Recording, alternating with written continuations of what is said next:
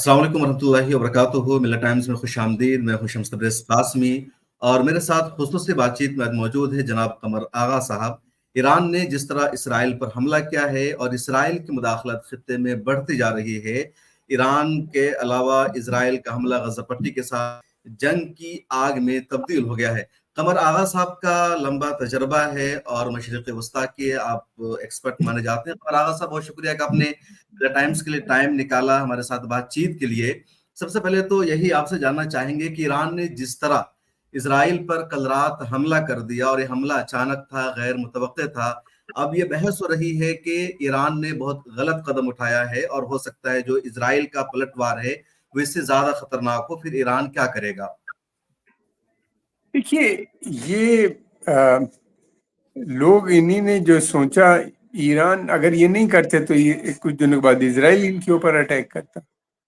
پہلے اس نے ان کے سائنٹسٹوں کو مارا، پھر اس کے بعد ان کی اس پہ اٹیک کیا، ان کی ایمبیسی پہ، وہاں پہ دمشق میں، پھر اس کے بعد اسماعیل ہانیہ کو مار دیا، پھر اس کے بعد انہی نے ان کو مار دیا، حزب اللہ چیف کو، سید حسن نصر اللہ کو۔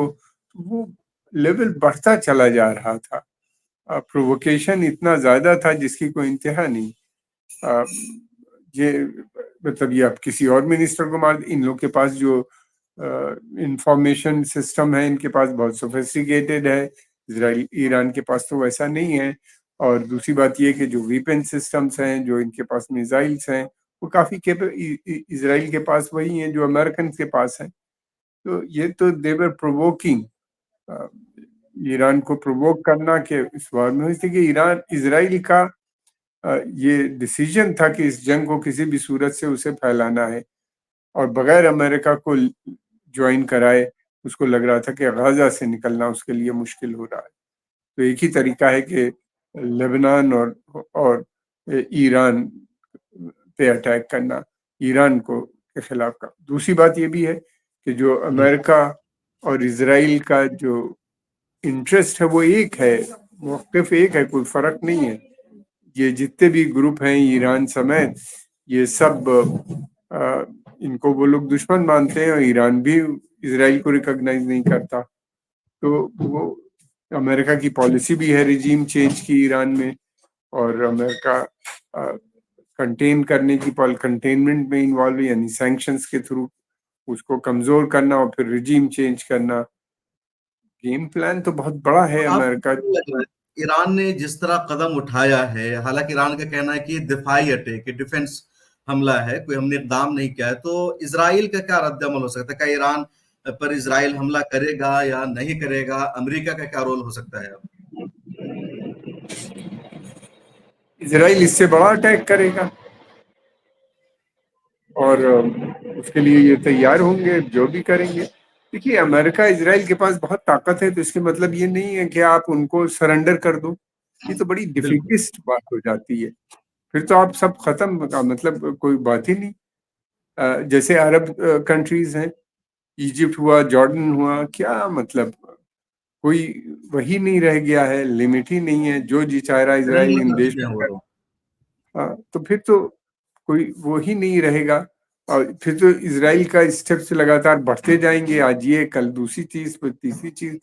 اور یہ جو ان کی ریجیم چینج کی پالیسی ہے اس میں کوئی بدلاؤ نہیں آیا۔ ریجیم چینج یہ کرنا چاہتے ہیں، اب یہ دیکھنا ہے کیا یہ کامیاب ہو پائیں گے۔ مجھے نہیں لگتا کہ یہ کامیاب ہو پائیں گے، اس لیے کہ محض طاقت سے کام نہیں بنتا۔ طاقت تو ان کی ویتنام میں بھی تھی بے حد زیادہ، لیکن کیا ہوا وہاں پہ ان کو ملک چھوڑ کے بھاگنا پڑا تھا۔ افغانستان میں 22 سال جس سے لڑے نان اسٹیٹ ایکٹر سے، اسی کو ہاتھ میں ستا سونپ کے واپس آئے ہیں۔ عراق میں اتنا انہی نے رجیم صدام حسین کی تو چینج کر دی، وہ آسان کام تھا ان کے لیے، کیونکہ 10 سال سے اس کو کمزور کر رہے تھے، پھر اس کے بعد اٹیک کر کے انہی نے ختم کر دیا رجیم کو، اور وہ اتنی پاپولر بھی نہیں رہ گئی تھی رجیم جتنی پہلے تھی، ان کی پاپولیرٹی بھی کم ہو گئی تھی، عراق کے اندر بہت کم ہو گئی تھی۔ اینی وے، وہ الگ ڈیبیٹ ہے، کبھی بات کی جائے گی۔ پھر اس کے بعد یہ تھا، ایران کی وہ حیثیت نہیں ہے۔ ایران ایک 2-3 چیزیں ایران کہتا ہے کریں گے کہ ہم، ایک تو وہ یہ کہتا ہے کہ ہم آئل سپلائی ڈسٹرب کر دیں گے خود، اور جو اس کے دوسرے ساتھی ہیں وہ مل کے، اور پھر دوسری چیز یہ ہے، وہ یہ کہتا ہے کہ ہم امریکن بیسس پہ اٹیک کریں گے، جو بھی ہو وہ دیکھا جائے گا۔ اور یہ دو چیز اگر سپلائی چین ڈسٹرب ہو جاتی ہے آئل کی سپلائی، تو میں سمجھتا ہوں گلوبل اکنامی میں بڑی مصیبت آ جائے گی، بالکل۔ جس کی وجہ سے اچھا امریکہ بار بار سوچتا ہے کہ یہ ہو یا نہ ہو۔ ایران نے جس کانفلکٹ طرح اسرائیل پر حملہ کیا، 180 زیادہ میزائل داغے گئے، اور اس مرتبہ رپورٹ یہ ہے کہ جو اسرائیل کا آئرن ڈوم ڈیفنس سسٹم ہے وہ زیادہ کامیاب نہیں رہا، لیکن اسرائیل میں کوئی جانی نقصان نہیں ہوا ہے، اسرائیل کو ایسا لگ رہا کوئی زیادہ فرق نہیں پڑا ہے، تو پھر اس کا مطلب کیا ہے اس حملہ کا؟ دیکھیے، یہ جو حملہ تھا یہ بیسیکلی میسیجنگ یہ کہلاتی ہے کہ دیکھو ہم تیار ہیں، اور ویسی بات نہیں ہے۔ دو چیزیں ہیں، ایران جو ہے کسی ایسے رہائشی بستی پہ اٹیک نہیں کرتا۔ ایران، حزب اللہ، حماس، ان کی پالیسی، سب ان لوگوں کے گروپ کی یہ پالیسی ہے کہ ہم نہیں کریں گے، اس لیے کہ ان کا ماننا یہ ہے کہ مذہب اجازت نہیں دیتا۔ بالکل یہ لوگ مذہبی لوگ ہیں، مولوی حکومت مولوی چلاتے ہیں، تو یہ رہائشی علاقوں پہ نہیں کرتے۔ ہاں، جب فل اسکیل وار ہوگی تو وہ بات الگ ہو جاتی ہے۔ اور دوسرے ان کی کوشش یہ ہوتی ہے ملٹری ٹارگیٹ، اور اس کے اوپر جو اکنامک اسیٹس ہیں جیسے پاور پلانٹس، بجلی گھر، یا پورٹس، ایئرپورٹس، آئل ریفائنریز وغیرہ، اس طرح کی جو چیزیں ہیں اس کے اوپر ان کا ٹارگیٹ زیادہ رہتا ہے۔ حزب اللہ بھی ہم دیکھ رہے ہیں لگاتار انہی پہ کرتا ہے۔ 200 میزائل بھیجے جو جاتے ہیں، یہ بہت سستے ہوتے ہیں، ڈرونز ہوتے ہیں، اس میں 2 یا 3 جو ہوتے ہیں وہ پی جی ایمز ہوتے ہیں، یعنی پریسیشن گائیڈڈ میزائلز جو ہوتے ہیں وہ جا کے ٹارگیٹ کو ہٹ کرتے ہیں۔ یہ اتنی زیادہ اس لیے بھیجے جاتے ہیں کہ آئرن ڈوم ایک تو کنفیوز ہو جاتا ہے ان کو مارتے اس میں سے 1-2 نکل بھی جاتے ہیں، وہ ڈیمیج کر دیتے ہیں۔ اور دوسری بات یہ ہوتی ہے کہ آئرن ڈوم سے جو یہ یوز کرتے ہیں اس کی کاسٹ بہت آتی ہے۔ 200 کو گرانے میں یہ بلینس، 100 ملین ڈالر ان کا خرچہ ہو گیا ہوگا۔ تو یہ ایک کاسٹ افیکٹو کہ ان کی کاسٹ کو بڑھاؤ وار کی، ایک مسئلہ یہ بھی ہوتا ہے ان کے سامنے زیادہ بھیج کے، اس لیے کہ یہ بہت سستے ہوتے ہیں ان کے ایران کا جو جو میزائل ہے اس کی کیا کوسٹ پڑی ہوگی اس کی اس کے آئرن ڈوم کے مقابلے میں؟ ایران نے جو میزائل بھیجا اس میزائل کی کیا کوسٹ تھی؟ اس میزائل کی کیا؟ مطلب ایران کا جو بھیجا گیا میزائل تھا وہ کتنا قیمتی تھا، اس پر کیا کوسٹ آئی ایران کی آئرن ڈوم کے مقابلے میں؟ ان کے پاس اس کی تو 3 میزائل جو انہی نے جو بھیجے ہیں وہ ایکسپینسو ہوں گے، اور اتنی کاسٹ نہیں آتی ان کے یہاں۔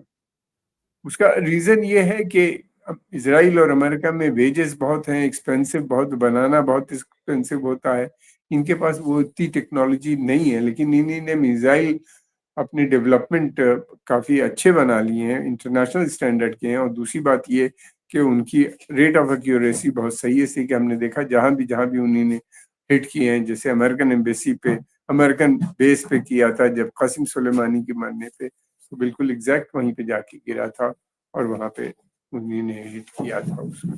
تو وہ ایک تو ٹارگیٹ پہ ہے، ایکوریسی ہے، یہی 2-3 چیز دیکھی جاتی ہے۔ اور دوسری بات یہ کہ ان کے پاس ہائپر سونک میزائلز ہیں۔ ہائپر سونک میزائل بہت ایکسپینسو ہوں گے، اور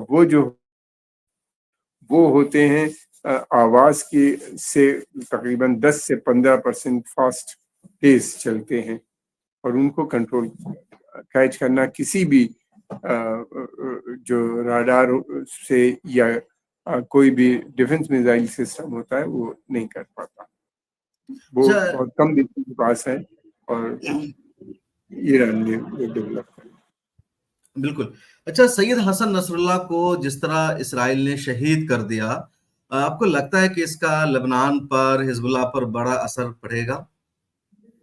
ظاہر سی بات ہے پڑے گا، اتنا بڑا لیڈر تھا، کرسمیٹک تھا، اس کی فالوئنگ بہت تھی، محض شیعوں میں نہیں تھی بلکہ اہل سنت اور کرسچنس میں وہ بہت پاپولر تھے.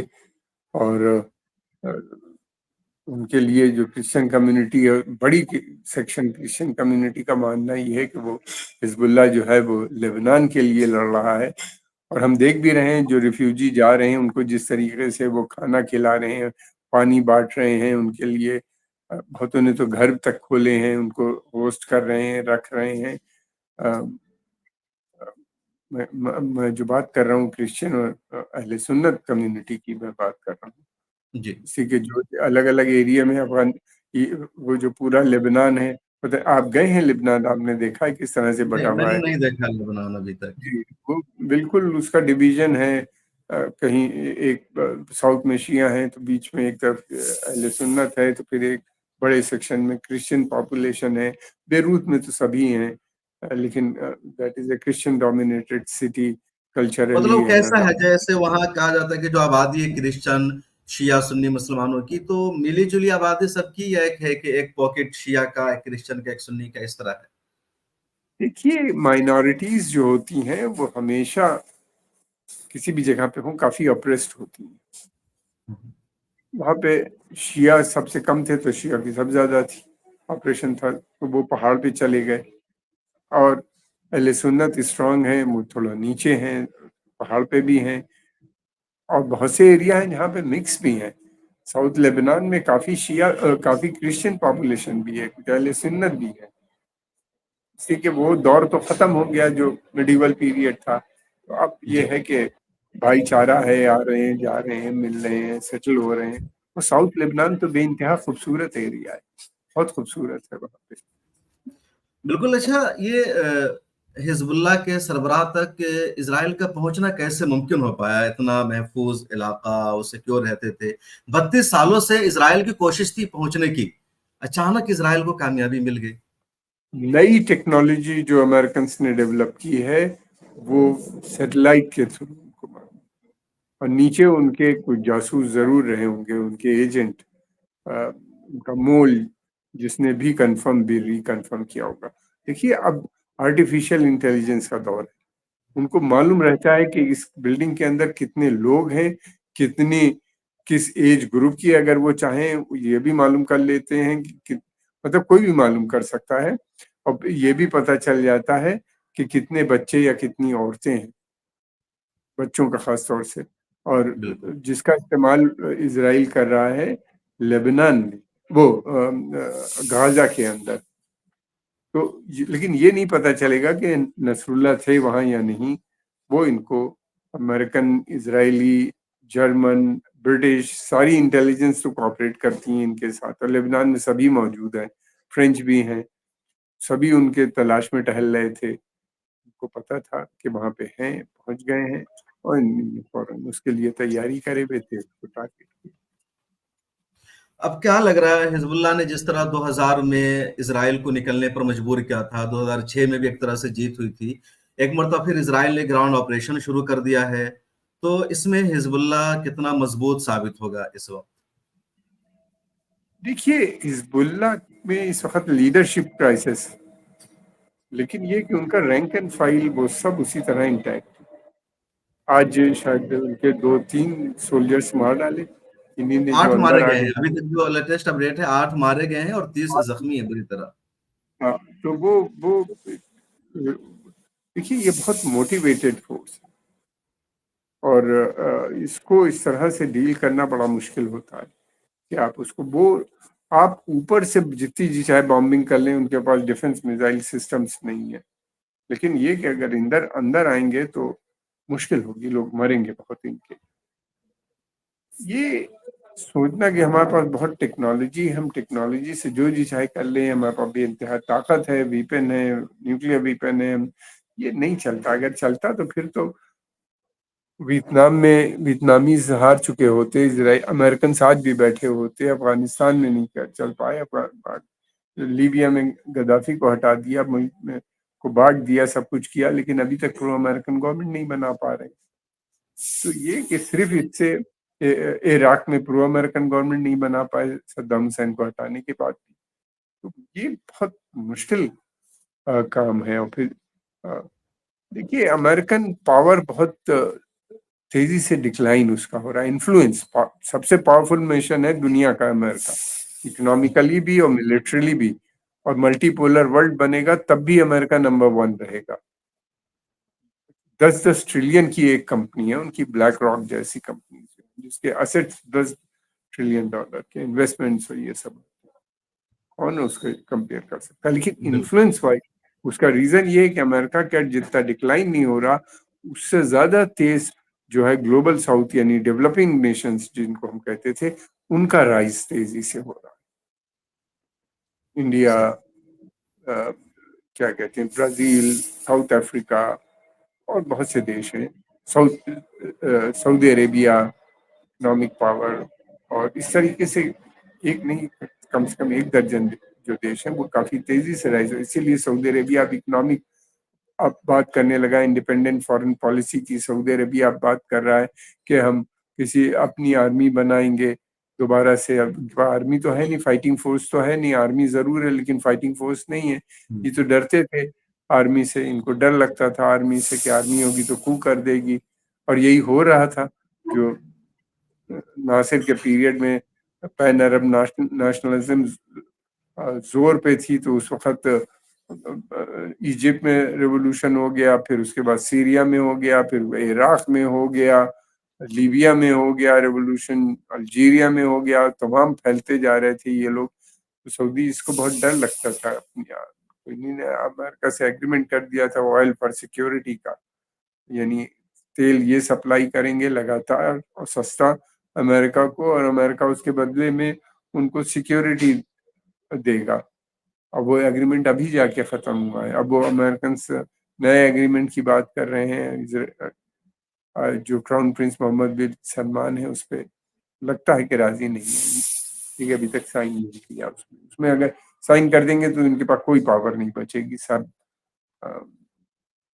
रियल पावर फिर तो अमेरिका। कमर आगा साहब, गजा पट्टी पर इसराइल के हमला को 1 साल तकरीबन पूरे हो रहे हैं, 7 अक्टूबर को हुआ था। और आपको क्या लगता है, इसराइल और गजा पट्टी में रहना चाहता है या निकलने के लिए बहाने की तलाश में है? अरे भाई वो गजा पट्टी अब नहीं छोड़ेंगे, वो ग्रेटर इसराइल बना रहे हैं। वो गाजा पट्टी के ऊपर तो बेइंतहा खूबसूरत एरिया है, मेडिटेरेनियन कोस्ट है वहां पे, और दूसरे मेडिटेरेनियन सी के अंदर जो है तेल एंड गैस के बड़े वो है डिपॉजिट्स। वो भला छोड़ेंगे उसको?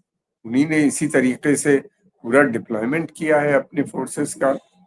एक तरफ तो फिडेल्फी कॉरिडोर जो इजिप्ट और गाजा बॉर्डर पे अपनी फोर्सेस डिप्लॉय की है, बीच गाजा जो पट्टी है उसके बीच में उन्हीं ने अपनी फौज को डिप्लॉय किया है। तो उनका कोई प्लान नहीं है छोड़ने के लिए, और उनकी कोशिश ये होगी कि जितनों को मार सको, जितनों को एक्सपेल करो। अब हो सकता है एक्सपेल भी करने निकालें, वहां से इजिप्ट में ढकेलने का प्लान है। और इजिप्ट से वो कह रहे हैं तुम एक नया शहर बना दो सेनाई में, जी। हम भेजने की बात कर रहे हैं। और इजिप्ट ने पहले तो तैयारी पूरी कर रखी थी, टेंट्स वगैरह सब लगा दिए थे बॉर्डर पे कि जब ये लोग आएंगे तो वहाँ उनको कराया जाएगा टेम्परेरी, इस शहर बनने में टाइम लगता है। तो तो गाजा से अभी नहीं, वेस्ट बैंक से भी वो, वेस्ट बैंक को भी वो जल्दी खाली कराना चाहते हैं कि जॉर्डन में ढकेल। देखिए उनके लिए बड़े एडवांटेज है इस वक्त, इजिप्ट और जॉर्डन दोनों उनके साथ खड़े हैं, जो जी चाहे कर सकते हैं। और दोनों की सरहद इसराइल से मिलती है, ये दोनों इसराइल के दोनों की साथ खड़े हैं। सरहद दोनों की सरहद ऑक्युपाइड टेरिटरी से मिलती है, इसराइल से नहीं मिलती है। जी, ऑक्यूपाइड। वेस्ट बैंक जो है वो ऑक्युपाइड टेरिटरी है, और गाजा भी ऑक्युपाइड टेरिटरी, जी। इसके ऊपर अच्छा, इनका। इस वक्त इसराइल एक दो तीन महाज पर जंग में है, लेबनान में भी बाज़ाब्ता उसकी आर्मी है, गजा पट्टी में है, इधर यमन के हौसियों की तरफ से अटैक हो रहा था। आपको क्या लगता है, इसराइल कुछ कमजोर पड़ा है? फर्क पड़ेगा इसराइल पर इसका कि एक साथ कई जगह मसरूफ है, या कुछ फर्क नहीं पड़ने वाला है उस पर? ये देखिए वक्त बताएगा, जल्दी होगी। अगर हिजबुल्ला और ईरान इस जंग को खींच देते हैं 1 साल, ऑयल सप्लाई डिसरप्ट कर देते हैं, हूती जो हैं वो रेड सी में वो कर देते हैं, शिपिंग कमर्शियल शिपिंग को डिसरप्ट कर देते हैं, तो बड़ी आफत आ जाएगी, 3 महीने के अंदर आफत आ जाएगी यूरोप के अंदर। तो ये डिपेंड करता है कि कितनी लंबी ये लड़ाई चलती है। इसी की डेथ एंड डिस्ट्रक्शन तो बहुत करेंगे, ये लेबनान को पता नहीं कितनी बिल्डिंगें और कितनी जगहों पे गिरा देंगे, और इसी तरह ईरान में भी उनके इंफ्रास्ट्रक्चर और उनके जो इकोनॉमिक एसेट हैं, यानी power station, nuclear installations, port, airport, इन सब पे, खासतौर से ऑयल इंस्टॉलेशंस, इन सब पे अटैक करेंगे वो। रेल रोड कनेक्टिविटी सब डिस्टर्ब करने की कोशिश करेंगे, वैसे ही करेंगे जैसा अमेरिकन ने इराक में किया। बिल्कुल। कितनी तो कामयाबी मिलती है वक्त बताइए। तो बहुत शुक्रिया कमर आगा साहब, आपने टाइम निकाला और हमारे साथ बातचीत की। नाजरीन, आपको कैसी लगी हमारी गुफ्तगू कमेंट सेक्शन में जरूर लिखेगा। फिर मुलाकात होगी इसी तरह किसी और शख्सियत के साथ। अपना ख्याल रखिए। मिल्लत टाइम्स को जारी रखने और मजबूत बनाने के लिए हमारी आर्थिक सहायता कीजिए। ये एक आजाद मीडिया हाउस और कमजोरों की आवाज है। आप हमें देखें, सुने, पढ़ें और हर महीने ज्यादा नहीं, सिर्फ 100 रुपए से मदद करें। डिटेल्स डिस्क्रिप्शन में मौजूद हैं।